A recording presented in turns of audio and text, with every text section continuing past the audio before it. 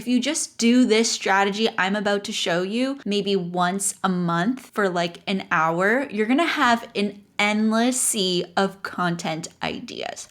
Trust me.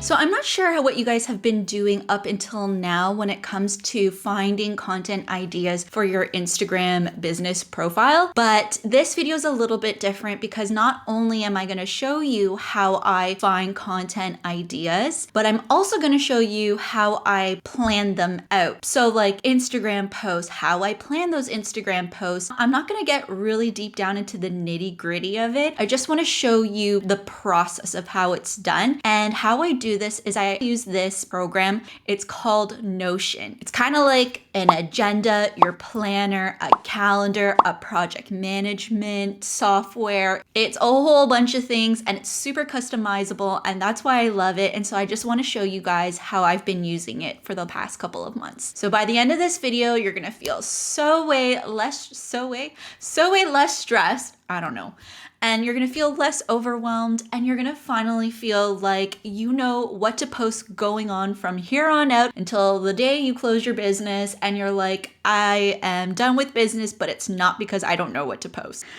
So let's get into it. Okay guys, so this is my Notion. I'm not gonna show you how to use Notion, but I just wanna get you guys to see how this could work for you potentially if you are looking for somewhere to capture all your content ideas. So where I think people go wrong is that you usually have all your content ideas on your phone, probably in your notes app or like a piece of pen and paper somewhere. Maybe you have like a notebook. And the thing with that is that it's not very malleable. Like you can't add data to it and actually do anything with those content ideas like right away. So the first part of this would be to brainstorm and find your content ideas. So I have 4 categories here. I have survey, Lashblogs, Reddit, Quora, and then Answer the Public. And we're gonna go through each of these. So for survey, you want to ask people who are your clients, or if you have a small audience on Instagram, just survey them and ask them to give you ideas about what content you should create. I would go in your Instagram stories and then create a question feature. Just ask them, what kind of questions do you have about eyelash extensions? And they can easily go in and just type in that little blurb there, all their questions, and then that way you can compile those answers as ideas and then import it here into Notion. So if you don't have a small audience on Instagram to ask, the other thing that you can do is survey your friends and family. So for example, I put, how often do I have to get them refilled? How much do they cost? Now for the next one, lash blogs. You definitely want to target lash studios and not lash brands. Lash brands, they target lash artists, but you want to find ones that are lash salons in your area who have a blog. So I'm going to go in here and type in lash studio blogs. You kind of have to vet it a little bit, but I've gone down here and looked at Selena's Lash Studio. And as you can see, they have many articles already written for people who are interested in eyelash extensions. They did one on what eyelash adhesive and what that's all about. So if we click in this, so they answered the question like, what is eyelash extension glue? Now, when it comes to content ideas, you want to have a discerning eye. You don't want to just post whatever everybody else is posting. In my opinion, I don't think people care about the dry time. Let's go back in here. I put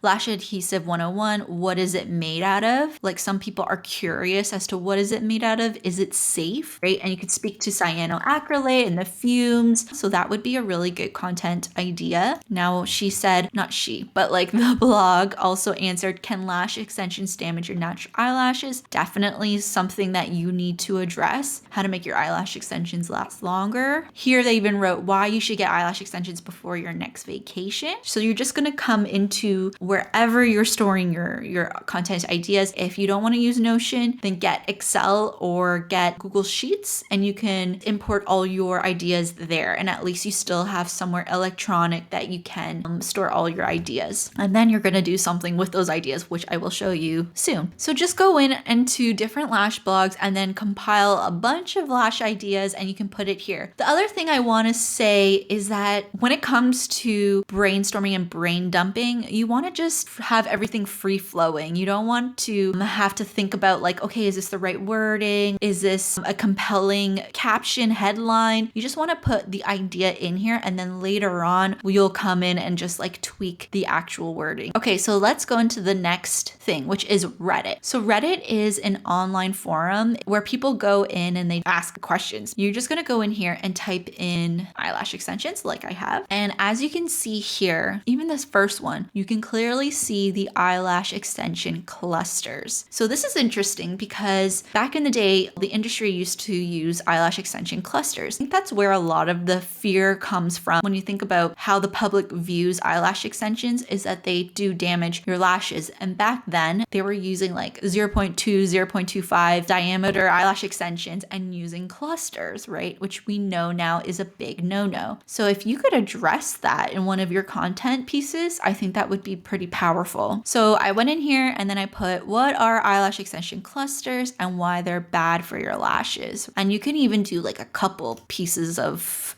content on eyelash clusters, right? It could be how the lash industry has evolved away from eyelash extension clusters. And again, these might not be the best content ideas. Like you may not even use some of these, but you just want to go in here, free flow, just let it all out. And then from there, you can pick and choose. So there is this post that's interesting where it says eyelash extensions look trashy. Something I want to point out is that when you are finding content ideas, it's important to replicate the same verbiage and lingo that people are using when they are asking questions about eyelash extensions, because it's like taking the words right out of their mouths. And when you do something like that, people tend to pay attention more. And that's what we want. If I wrote a post on, do eyelash extensions look trashy? And that's the exact word that I've been telling all my friends about. Oh yeah, they look trashy though. I wouldn't ever try eyelash extensions. Then I might pay attention to your post because you've used the same word that I would use. Okay, so then you can go in here and then again, avoiding trashy eyelash extensions. And then I just wrote a bunch of other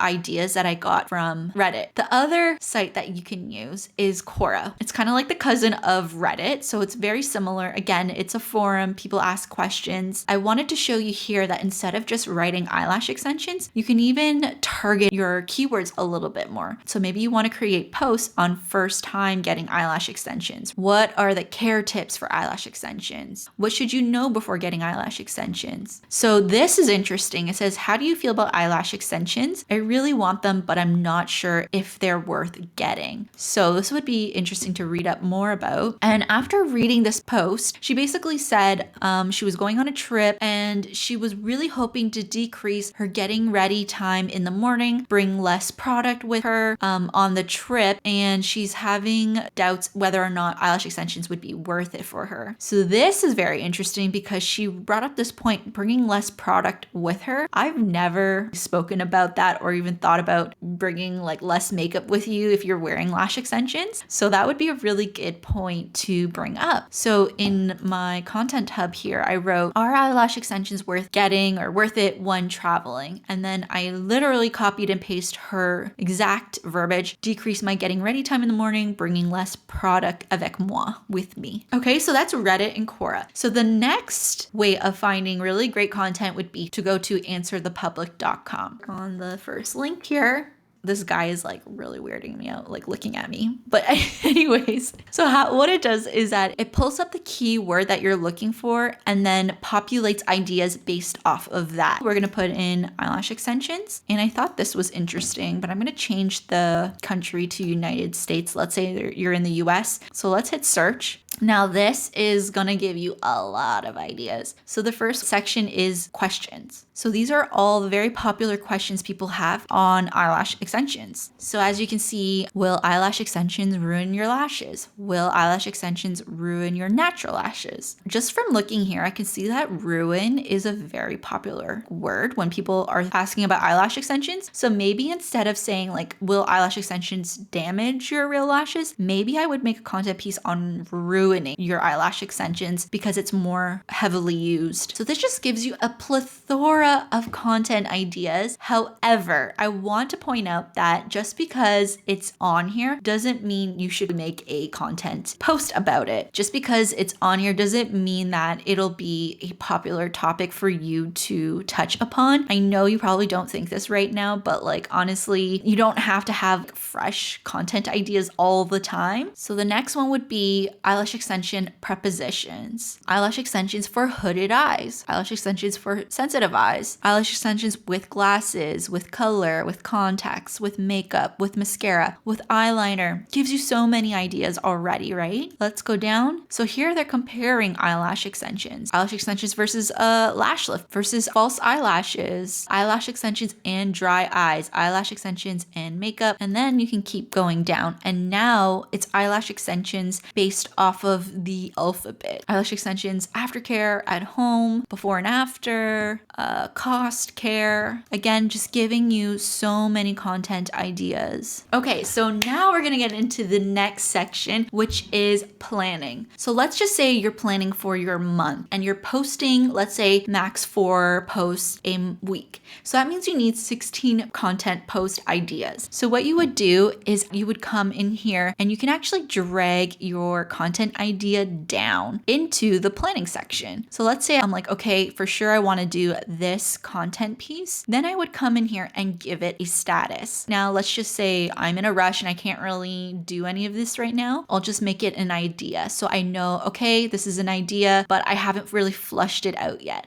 So let's say I'm convinced I'm doing this topic. I'm going to now give this a publish date. So let's say this I'm going to post on Friday, but the start date is different because the start date tells me, okay, this is when I actually have to start creating the post, because you never want to create the post on the day that you have to publish it. You're just getting yourself into like trouble if you need to keep creating posts the day that you need to post it, right? So let's just say, okay, today I'm going to start it. That's why you should have 2 dates here so that things are crystal clear. So if we go down here, I can see on my calendar that I am publishing this post on Friday. Now, the thing that is really cool with Notion is that you can actually have different views of your data. So let's just say, well, I want to know when I'm supposed to start my content and like create the content. So I've created this start date calendar, which just shows me when I'm creating the content. So here today I'm doing this piece, but it's being published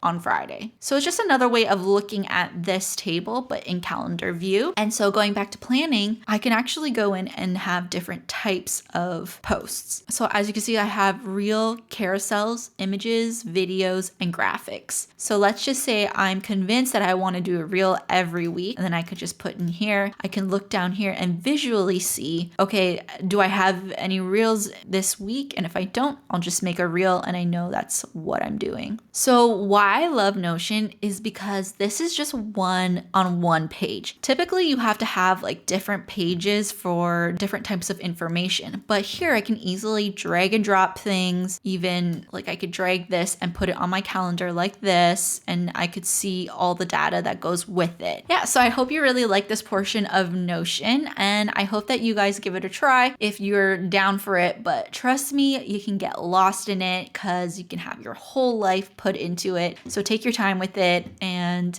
yeah. And for next week's video, I'm going to be sharing things that I wish I knew before starting my lash business. So if you're interested in that video, definitely come back to my channel. Thank you so much for watching. I'll see you next week. And if you haven't done so already, please subscribe and hit the notification bell to be notified of my next video. Bye.